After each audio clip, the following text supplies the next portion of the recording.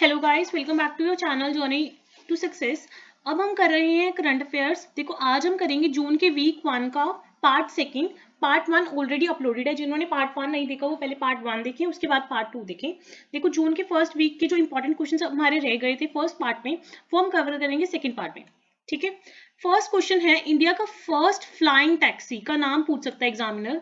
तो इंडिया की first flying taxi का नाम है E200। क्या नेम है? E200। ये 2 सीटर है और इसको रिप्रेजेंट किया गया था, जो ड्रोन महोत्सव है ना उसमें रिप्रेजेंट किया गया था। तो किस कंपनी ने बनाया है? E plane company. कौन सी company? E plane company. India की फर्स्ट फ्लाइंग टैक्सी है E200। और जो ई प्लेन कंपनी है उसका हेडक्वार्टर कहाँ पे है? चेन्नई, तमिलनाडु में है। जो prime minister employment generation programme है, कौन सा? Prime minister employment generation programme, उसको एक्सटेंड कर दिया गया है। Just wait a second. उसको एक्सटेंड कर दिया गया है फाइनेंशियल ईयर 2026 तक। और कितनी आउटले के साथ? 13,554.42 करोड़। 13,554.42 करोड़ के साथ। कौन सी? Prime minister employment generation programme extended हो गई है टिल फाइनेंशियल ईयर 2026। ठीक है। नेक्स्ट, अभी ना रिसेंटली सेकंड एनिवर्सरी मनाई गई है। कौन सी anniversary? Second anniversary national AI portal की। नेशनल जो एआई पोर्टल है उसकी जो सेकंड एनिवर्सरी है वो मनाई गई है। ये कब मनाई गई है? 30 मई को। अगर आपसे पूछा जाए जो प्रोजेक्ट वार्तक है, कौन सा प्रोजेक्ट? वार्तक प्रोजेक्ट। ये किसके साथ लिंक्ड है? बीआरओ। बीआरओ क्या है? Border road organisation. तो जो प्रोजेक्ट वार्तक है ये किसके साथ एसोसिएटेड है? BRO, border road organisation. और इन्होंने मतलब रेनोवेशन की थी टनल की। कौन सी टनल की? नेचीपू टनल। कौन सी? नेचीपू टनल। और ये कहाँ पे है? अरुणाचल प्रदेश में है। सो ये इंपॉर्टेंट स्टैटिक का क्वेश्चन बन सकता है कि जो अरुणाचल प्रदेश की टनल का नाम बताओ। ये टनल बता देंगे आपको। नेचीपू टनल ये कहाँ पे है? अरुणाचल प्रदेश में है। आपको रिसेंटली पता ही होगा कि जो सुप्रीम कोर्ट ऑफ इंडिया है उसने रिकॉग्नाइज कर दिया है कि जो सेक्स वर्क है वो प्रोफेशन अभी हो सकता है। ठीक है, इसको रिकॉग्नाइज कर दिया है। तो इसके रिगार्डिंग काफी क्वेश्चन पूछे जा सकते हैं। एक तो पूछ सकते हैं कि कौन सी बेंच ने इसको लीड किया था। तो this was leaded by a bench, जिसको लीड किया था जस्टिस एल नागेश्वर राव ने। कौन सा? Justice L Nageswara Rao. और किसमें चेंजेस किए गए हैं? Article 142 of the constitution. तो after revoking special powers under article 142 of the constitution, जो सेक्स वर्क है उसको प्रोफेशन डिक्लेयर कर दिया गया है कि वो अभी सही है। ठीक है, तो इसको जो बेंच लीड कर रहा है वो बेंच कौन है? एल नागेश्वर राव। नेक्स्ट है, ये पूछ सकता है जो अस्त्र मार्क है ये किस टाइप की मिसाइल है? This is air to air missile. तो Astra mark 1 beyond visual range air to air missile है। ठीक है। इंडिया सेकेंड लार्जेस्ट कंज्यूमर है यूरिया का। तो इंडिया सेकेंड लार्जेस्ट कंज्यूमर है यूरिया का। तो वर्ल्ड का फर्स्ट लार्जेस्ट कंज्यूमर कौन है यूरिया का? चाइना। ठीक है। और अगर पूछा जाए प्रोड्यूसर इंडिया कौन से नंबर पे आता है, तो India is the third largest producer of urea. ये क्वेश्चन क्यों आ सकते हैं? क्योंकि अभी रिसेंटली कलोल गुजरात में एक प्लांट स्टैब्लिश किया गया है, उसके रिगार्डिंग इसलिए पूछ सकते हैं कि इंडिया कौन से नंबर पे कंज्यूम करता है या प्रोड्यूस करता है। तो अब आपको पता होना चाहिए जो हमारे साइंस एंड टेक्नोलॉजी मिनिस्टर हैं वो कौन है? That is doctor Jitendra Singh. Doctor Jitendra Singh हमारे साइंस एंड टेक्नोलॉजी मिनिस्टर हैं। और इंडिया का फर्स्ट लेवेंडर फेस्टिवल कहाँ पे इनोग्रेट हुआ है? बाड़वे बधेरवा, जम्मू एंड कश्मीर में। ठीक है। तो जो इंडिया का फर्स्ट लेवेंडर फेस्टिवल है वो कहाँ पे है? जम्मू एंड कश्मीर में। वहां पे कहाँ पे? बधरेवा। ठीक है। अभी रिसेंटली एग्रीमेंट हुआ है। देखो कौन कौन किस किसने एग्रीमेंट साइन किया। एक तो सी डॉट है, साथ में वीवीडीएन टेक्नोलॉजीज है और वाईसिग नेटवर्क्स है। इन्होंने 5G ओपन रैन को डेवलप करने के लिए एग्रीमेंट किया। ये आपको हल्का सा पता होना चाहिए। और रैन की फुल फॉर्म भी पूछ सकते हैं। RAN is radio access network. कौन सा? Radio access network. ठीक है। अभी एक कैंपेन आई है, हर घर दस्तक कैंपेन। कौन सी? हर घर दस्तक कैंपेन 2.0। ये पूछ सकते हैं किस मिनिस्ट्री के अंडर आती है? This comes under the ministry of health and family welfare. ताकि हर जगह जो कोविड वैक्सीन है उनके रिगार्डिंग जो भी एलिजिबल है उनकी कवरेज बढ़ा सके कि सभी को वैक्सीन लगे। ठीक है। तो हर घर दस्तक कैंपेन 2.0 किस मिनिस्ट्री के अंडर है? It is under health and family welfare ministry. अभी ना एक रीसेंट रैंकिंग आई है। किसकी रैंकिंग है? World directory of modern military aircraft. World directory of modern military aircraft. तो जो इंडिया की ओवरऑल रैंकिंग है इंडिया की 6th है।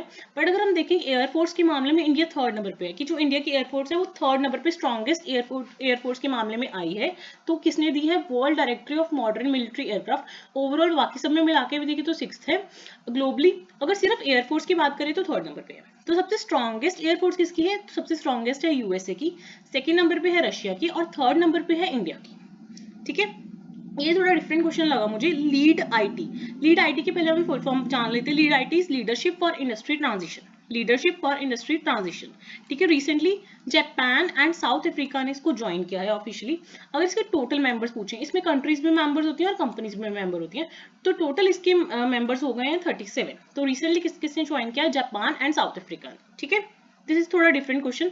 अभी आपको जैसे पता है कि जो टर्की है उन्होंने अपना नाम चेंज कर लिया है, तो इसकी रिगार्डिंग स्टैटिक आ सकता है। तो कैपिटल क्या है टर्की की? अंकारा है, और करेंसी क्या है? लीरा, टर्किश लीरा, ठीक है। और आपको प्रेसिडेंट भी पूछ सकते हैं, तो ये क्या है? रिसेप तैयब एर्डोगन, ठीक है। तो टर्की का नेम चेंज हुआ है, इसलिए स्टार्टिंग क्या है? टर्की का नेम क्या हो गया? तुर्की है। अगर आपसे पूछें कि 10th position among the top global business process management, India की जो टीसीएस है, that is Tata consultancy services, इसकी 10th पोजीशन रही है in the top business process management providers in 2021। और ये जो रिपोर्ट है ये किसने जारी की थी? एवरेस्ट ग्रुप ने। अभी रोटरी इंटरनेशनल कन्वेंशन की 50th एनिवर्सरी मनाई गई है, ठीक है। तो इसलिए आपको पता होना चाहिए कि जो रोटरी इंटरनेशनल कन्वेंशन है ये कब एस्टैब्लिश हुआ था? 1972 में। कब? 1972 में। अब 22 आ गया है, 2022, तो इसकी 50th एनिवर्सरी मनाई गई है। और इस बार ये होस्ट कहाँ पे हुआ था? हडसन में। कहाँ पे होस्ट हुआ था? हडसन में। क्योंकि जो प्राइम मिनिस्टर नरेंद्र मोदी जी हैं उन्होंने भी इसको अटेंड किया था वर्चुअली, तो इसलिए इसके रिगार्डिंग क्वेश्चन बन सकते हैं, क्योंकि 50 ईयर्स हो गए हैं इसको, ठीक है। तो कब एस्टैब्लिश हुई थी? 1972 में। अगर आपसे पूछा जाए इंडस्ट्री का first smart value income plan किसने जनरेट किया है? टाटा एआई लाइफ ने। किसने? टाटा एआई लाइफ ने, ठीक है। अगर आपसे क्वेश्चन आ जाए which of the following ties with Accenture to digitally transform leading business, तो वो है एचडीएफसी लिमिटेड। असेंचर के साथ किसने टाई अप किया है? एचडीएफसी लिमिटेड ने टाई अप किया है। अभी ना आरबीआई का फर्स्ट ग्लोबल हैकाथन हार्बिंगर 2021 हुआ था, तो वहां पे दो कैटेगरीज में प्राइज किसको मिला है? टोन टैग को। किसको मिला है? टोन टैग को। एक तो ये क्वेश्चन बन सकता है, एक पूछ सकता है कि जो हार्बिंगर 2021 है इसका थीम क्या है? That is smarter digital payments, ठीक है। स्मार्टर डिजिटल पेमेंट्स, ये क्वेश्चन भी काफी इंपॉर्टेंट है कि ज्यादातर पेमेंट्स आपको पता है कि आजकल यूपीआई से हो रही है, तो यूपीआई की फुल फॉर्म क्या है? Unified payment interface. तो अगर हम देखिए कि फाइनेंशियल ईयर 19 में 5 बिलियन ट्रांजेक्शन हुई थी, और फाइनेंशियल ईयर 2022 तक अगर हम बात करें तो 46 बिलियन ट्रांजेक्शन हुई हैं। तो कितने टाइम्स इंक्रीज हुआ? अप्रोक्सीमेटली 9 टाइम्स इंक्रीज हुआ है यूपीआई पेमेंट्स में in the past 3 years. This is also very important question कि जो जीएसटी रजिस्ट्रेशन हैं बिजनेस डीलर्स में, उसमें किसने टॉप किया है कि सबसे ज्यादा जीएसटी की registration by the business person and dealers कहाँ पे हैं? That is in Maharashtra and UP. कौन कौन सी? महाराष्ट्र एंड यूपी में सबसे ज्यादा जीएसटी रजिस्ट्रेशन हैं by the business person and the dealers. अभी recently companion of honour award दिया गया है क्वींस बर्थडे ऑनर लिस्ट में, तो किसको मिला है? सर अहमद सलमान। तो आप याद रख लो, सलमान को मिला है बर्थडे ऑनर्स लिस्ट में कंपेनियन ऑनर, ठीक है। और इनको ना 1981 में बुकर प्राइज भी मिला था इनकी नॉवल के लिए। उनकी नॉवल का नाम क्या था? Midnights children. क्या नेम था? Midnights children. ये भी पूछ सकते हैं कि ये बुक किसने लिखी है, ठीक है। तो अहमद सलमान, ये इंपॉर्टेंट क्वेश्चन है, ठीक है। अभी LeBron James became the first active NBA player. NBA मतलब बास्केटबॉल प्लेयर, बास्केटबॉल एसोसिएशन के प्लेयर बन गए जो कि बिलियनर हैं। तो लीब्राउन जेम्स एक्टिव प्लेयर मतलब अभी भी खेलते हैं, तो फर्स्ट बिलियनर बन गए एनबीए प्लेयर। उनका नाम क्या है? ली ब्राउन जेम्स। अब इससे घुमा के क्वेश्चन पूछ सकते हैं, देखो जो ली ब्राउन जेम्स हैं वो फर्स्ट एक्टिव प्लेयर बन गए हैं, मतलब जो अभी भी खेलते हैं। तो माइकल जॉर्डन थे जो फर्स्ट प्लेयर थे एनबीए के जो बिलियनर बने थे 2014 में, बट ये रिटायरमेंट के बाद बने थे। Almost 11 year after his retirement he became a billionaire. तो अगर एक्टिव पूछे तो उसका आंसर है ली ब्राउन जेम्स, बट अगर वैसे जनरली पूछे कि फर्स्ट बिलियनर एनबीए प्लेयर कौन है, तो that is Michael Jordan. This is a static question again. तो ये क्या है? यूनियन मिनिस्टर ऑफ कल्चर कौन है? कल्चर का यूनियन मिनिस्टर कौन है? अभी गंगापुरम किशन रेड्डी। तो जो किशन रेड्डी जी हैं, he is our union minister for culture. आपको जैसे पता है अभी लोकपाल रिसेंट हमारे चेंज हुए, आप मुझे कमेंट्स में बताओगे कि फर्स्ट लोकपाल कौन है और अभी लोकपाल कौन है। तो इसका जो चेयरपर्सन की अपॉइंटमेंट है कितने टर्म के लिए होती है? For a term of 5 years और until attaining the age of 70 years. ये मैंने इसलिए मार्क किया है क्योंकि यूजुअली हमें पता है कि 5 ईयर्स और 65 ईयर्स होता है, 65 एज होता है। तो इसमें थोड़ा डिफरेंट था क्योंकि लोकपाल में है टर्म ऑफ 5 ईयर्स और until attaining the age of 70 years, थोड़ा डिफरेंट था, इसलिए पूछ सकता है लोकपाल का जो टेन्योर है वो कितना है? 5 ईयर्स और अटेनिंग द एज ऑफ 70 है यहाँ पे, ठीक है। अभी एमडी एंड सीईओ अपॉइंट हुए हैं एनएआरसीएल के। एनएआरसीएल की फुल फॉर्म क्या है? National acid reconstruction company limited. तो कौन है? नटराजन सुंदर। कौन है? नटराजन सुंदर। यूनिसेफ का goodwill ambassador from the consecutive 20 year record के लिए कौन है? सचिन तेंदुलकर, यूनिसेफ के गुडविल एम्बेसडर। अब आपको पता है कि बेगम बजराज को अल्बानिया का बनाया गया प्रेसिडेंट, है ना। तो इसके स्टार्टिंग में क्या क्या पूछ सकता है? जो कैपिटल है वो क्या है? तिराना, करेंसी क्या है? लेक, क्या है? लेक, और पीएम कौन है? अधिरामा, कौन है? अधिरामा। ब्रांड एम्बेसडर गरुड़ एरोस्पेस का किसको बनाया गया? एमएस धोनी को। एमएस धोनी कौन है? गरुड़ एरोस्पेस के ब्रांड एम्बेसडर अपॉइंट हुए हैं, ठीक है। आपको जैसे पता है जो फ्रंटियर है वो सुपर कंप्यूटर बन गया है, वर्ल्ड का जो सबसे अच्छा सुपर कंप्यूटर है वो, फुगाकू को पीछे छोड़ के। तो ये पूछ सकते हैं कि इसने किसने बिल्ड किया, अगर एग्जामिनर टफ बनाने की कोशिश करेगा एग्जाम को, ठीक है। तो ये किसने बिल्ड किया है? It is build by US department of energy oak ridge national laboratory, ठीक है, energy oaks ridge national laboratory, ठीक है। और अगर हम इंडिया की बात करें तो जो इंडिया का सबसे हाईएस्ट रैंकिंग सुपर कंप्यूटर है वो लिस्ट में कौन से नंबर पे आया है? 102, ठीक है। और उसका नेम क्या? विद द परम सिद्धि एआई, ठीक है। अब इंडिया की गवर्नमेंट ने एक पोर्टल लॉन्च किया है to improve the ease of living for the common man. तो वो पोर्टल का नाम पूछेंगे जन समर्थ। इसमें ऑप्शन कंफ्यूजिंग होंगे तो आपको याद रख के जाना है कि जो पोर्टल लॉन्च हुआ है उसका नाम है जन समर्थ, जन समर्थ। अगर आपसे पूछे पेस मिशन, तो पेस मिशन कौन सी स्पेस एजेंसी का है? वो है नासा का, ठीक है। पेस मिशन के अर्ली अडॉप्टर के तौर पे किसने ज्वाइन किया है? एम्बी कंपनी ने ज्वाइन किया है, जो कि एक बैंगलोर बेस्ड कंपनी है, as an early adopter. PACE की फुल फॉर्म भी आ सकती है ऑप्शंस में, तो इसकी फुल फॉर्म है plankton aerosol cloud ocean ecosystem. तो एक बार जरा सा देख के जाओगे ना, ऑप्शन हिट कर सकते हो। Plankton aerosol cloud ocean ecosystem mission, ये किसका है? नासा का। इसका अर्ली अडॉप्टर किसने ज्वाइन किया है? एम्बी। और एग्जाम में एम्बी की जगह ये भी ऑप्शन हो सकता है, डाटा आयर टेक्नोलॉजी प्राइवेट लिमिटेड, ये एम्बी का ही कंपनी का नेम है। और जो ये पेस मिशन है नासा का, ये कब लॉन्च होगा? It will launch in 2024। तो PACE mission will launch in 2024, ठीक है। अभी एक सेंसस हुआ है, वर्ल्ड का first fishing cat census, world का फर्स्ट फिशिंग कैट सेंसस। तो काउंट करके कितनी फिशिंग कैट्स पाई गई हैं? 176, 176। और ये कहाँ पे कंडक्ट हुआ था? चिलिका लेक।